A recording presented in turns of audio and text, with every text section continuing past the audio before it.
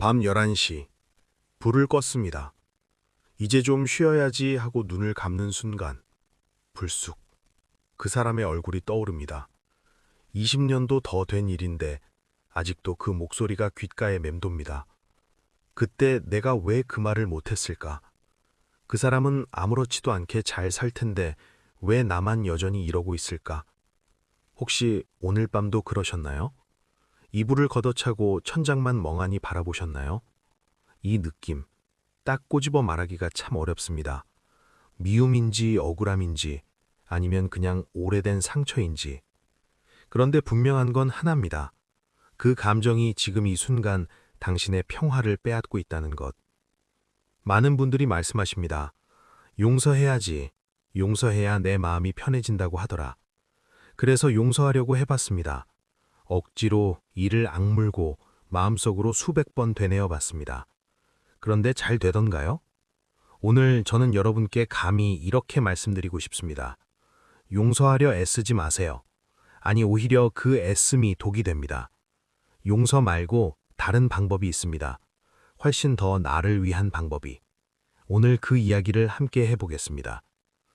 은퇴를 하면 세상이 참 고요해질 줄 알았습니다. 바빴던 일상에서 벗어나 드디어 나만의 시간이 생길 줄 알았죠. 몸은 편해졌습니다. 그런데 머릿속이 더 시끄러워졌습니다. 왜 그럴까요? 현역 시절에는 바빴습니다. 아침부터 밤까지 정신없이 살다 보면 해묵은 감정들이 비집고 들어올 틈이 없었습니다. 그런데 이제 아무것도 하지 않는 오후의 정막 속으로 그 감정들이 하나 둘씩 고개를 내밉니다. 심리학에는 이런 말이 있습니다. 억압된 귀환. 감정을 억지로 누르면 나중에 더 크게 터진다는 뜻입니다. 용서가 안 되는데 억지로 용서하려고 애쓰는 과정. 사실 그건 내 마음에게 가하는 또 다른 폭력입니다. 나는 왜 이것도 용서 못하지? 왜 이렇게 속이 좁지? 스스로를 비난하게 되기 때문입니다. 자, 여기서 중요한 사실 하나를 말씀드리겠습니다. 미움은 사랑의 반대말이 아닙니다. 미움은 아주 강렬한 관심의 한 형태입니다. 생각해 보세요. 누군가를 미워하고 있다는 건 지금 이 순간에도 내 소중한 에너지를 그 사람에게 보내고 있다는 뜻입니다. 마치 끊어야 할 자동이체를 그냥 두는 것처럼 내 허락도 없이 내 머릿속에 공짜로 살면서 내 배터리를 갉아먹고 있는 겁니다. 뇌과학적으로 말씀드리면 우리가 누군가를 미워할 때 뇌는 그 사람에 대한 생각을 반복하도록 회로를 작동시킵니다. 마치 중독처럼요. 그래서 잊으려 할수록 더 생각나는 겁니다. 이건 당신이 나쁜 사람이어서가 아닙니다. 뇌의 자연스러운 방어 기제일 뿐입니다. 그렇다면 어떻게 해야 할까요? 싸워서 이기려 하지 말고 전략을 바꾸면 됩니다. 지금부터 말씀드릴 4가지 기술, 오늘 밤부터 바로 쓸 수 있습니다. 하나씩 천천히 따라와 보세요. 첫째, 객체화하기입니다. 그 사람을 인간으로 보지 않는 겁니다. 아니, 그보다 하나의 현상으로 보는 겁니다. 생각해 보세요. 길을 걷다 갑자기 쏟아진 소나기에게 화를 냅니까? 한여름밤 잠을 설치게 한 모기에게 원망을 품고 삽니까? 아닙니다. 그냥 그런 일이 있었던 거라고 생각하고 잊어버리죠. 그 사람도 마찬가지입니다. 이렇게 생각해 보세요. 그 사람은 나쁜 사람이 아니었다. 그냥 그 정도 수준의 인간이었을 뿐이다. 태풍에게 왜 나를 괴롭혔냐고 따지지 않듯 그 사람을 내 감정의 대화 상대에서 아예 제외해버리는 겁니다. 이름도 얼굴도 그냥 스쳐 지나간 날씨, 그것으로 충분합니다. 둘째, 감정의 시공간 분리하기입니다.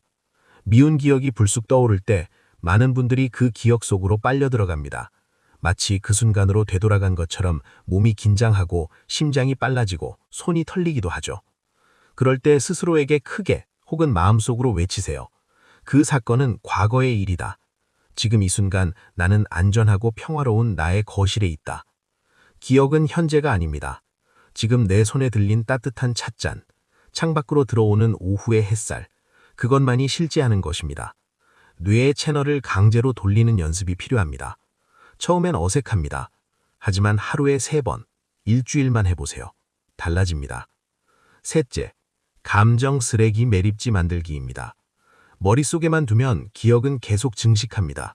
살이 붙고 살이 붙고 점점 커집니다. 그러니까 꺼내야 합니다. 밖으로. 종이 한 장을 꺼내세요. 그리고 쏟아내세요. 그 사람에 대한 원망, 억울함, 분노, 가장 적나라한 표현을 쓰셔도 됩니다. 누가 보는 것도 아닙니다. 당신의 솔직한 감정을 있는 그대로 써내려 가세요. 다 쓰셨나요?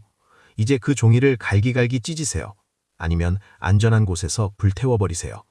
이건 단순한 행동이 아닙니다. 이 감정은 이제 내 몸 밖으로 나갔다. 쓰레기통에 처박혔다. 뇌에게 이렇게 선언하는 의식입니다. 실제로 감정을 글로 쓰고 물리적으로 파괴하는 행위는 심리치료에서도 사용하는 방법입니다. 넷째, 빈자리에 새로운 주인 앉히기입니다. 자, 이것이 가장 중요합니다. 뇌는 비어있는 상태를 견디지 못합니다.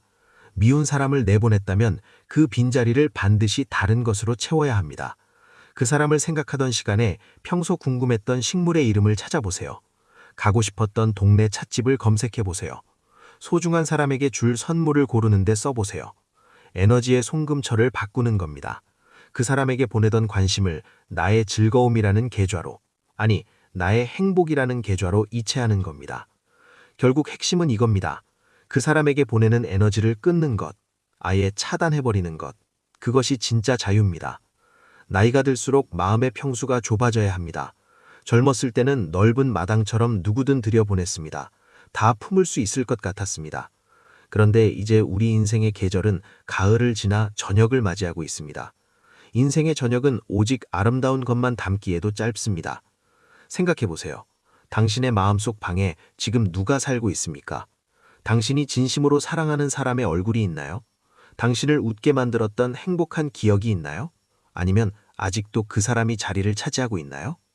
진정한 복수는 그 사람이 불행해지는 것을 지켜보는 것이 아닙니다.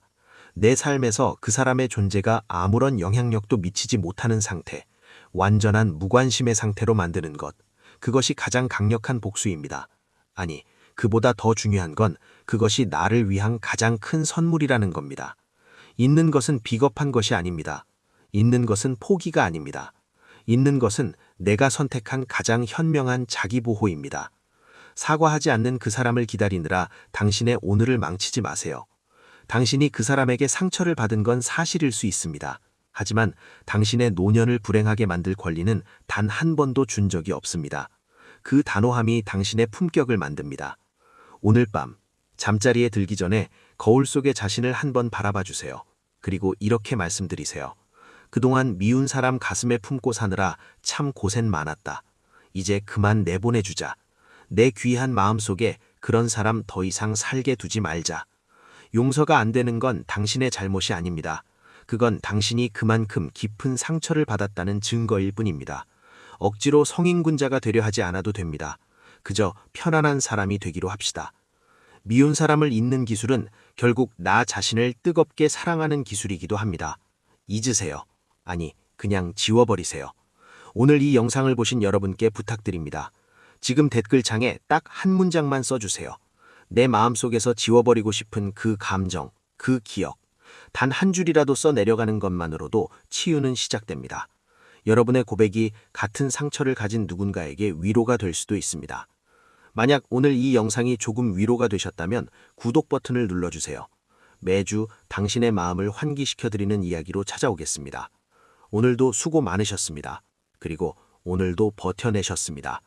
당신의 평온한 저녁을 진심으로 응원합니다. 당신의 마음을 환기시켜드리는 마음 환기소였습니다.